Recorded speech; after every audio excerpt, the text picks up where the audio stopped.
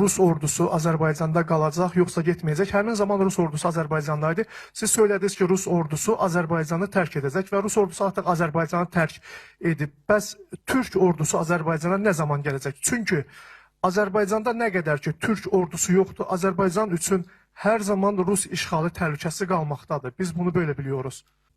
Rus ordusu şu anda Azerbaycan'dan ayrıldı. Orada değil. Tamam, çıktığına göre artık zaten bu sorunun da hükmü kalmadı. Daha ben yeni Karabağ'a gittim. Böyle bir şey zaten orada yok.